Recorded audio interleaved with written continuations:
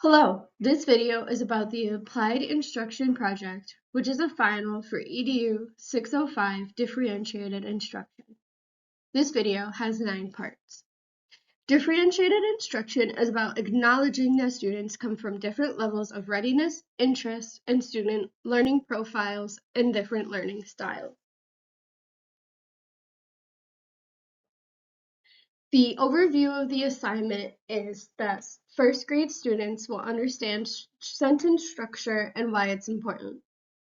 Because every student learns differently, it's important to teach for success, not to the test. In order to help students understand the assignment, we'll be breaking down the different sentence structures, such as punctuation, grammar, and capital letter placement into their own individual lessons. It is important that students become aware of their bad writing habits earlier rather than later in their educational careers where it could become harder to break these bad habits. My plan for differentiated instruction is first getting to know my students. One way that I will get to know my students is through a small icebreaker activity that will be sent home on the first day of school called All About Me. It will give me a sense of who my students are as individuals, such as their favorite things and their favorite subjects. My rationale for differentiated instruction is because every child has their own interest, learning level, and readiness level. Other smaller writing assignments will consist of instructional writing, such as having the children write out steps of making a pizza or a snowman. The smaller writing assignment is essential because it'll let me see what level each of my students are at when it comes to sentence structure writing. It will let me see where their capital letter placement is, placement of punctuation, and how their grammar is.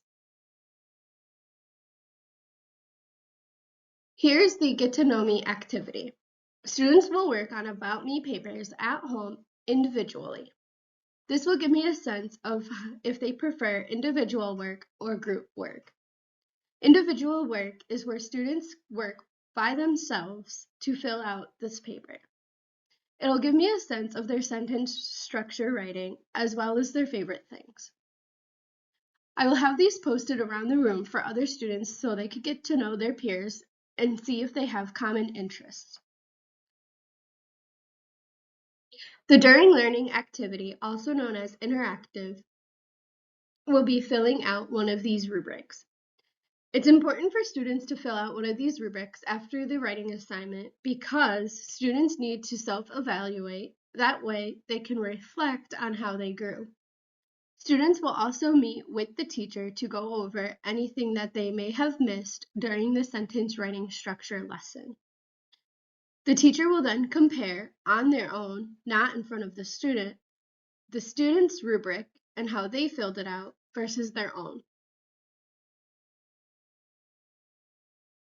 The post activity, reflective. At the end of the activity, the teacher will meet with groups of students and/or individual students to help them better understand the material. Some students may struggle with writing, and that is perfectly okay. It is the job of the teacher to motivate the students, not to discourage them. Meeting with them one-on-one can help the student better focus and may understand better in a one-on-one setting. It is also important that the teacher goes over sentence structure. One of the many sentences that I was taught growing up is, "Let's eat, Grandma." If you change one part of the sentence, it sounds a little differently. "Let's eat, Grandma," or "Grandma, let's eat." Content, process, and product. One way to vary the content is through group work. Group 1 will work on sentence writing with sentence structure involved, while Group 2 will work on finding and fixing mistakes in a pre-written sentence, and Group 3 will work on punctuation. One way to vary the process is instead of having students work independently, they will work in groups to discuss sentence structure's importance, breaking down the punctuation, capital letters, and spaces. Finally, to vary the product, each group will be given the same sentence and they will have to work together to change one thing to make it correct. Again, going back to my example of let's eat grandma versus let's eat grandma.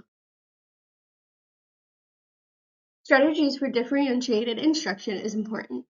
Two different strategies that I will use are tiering.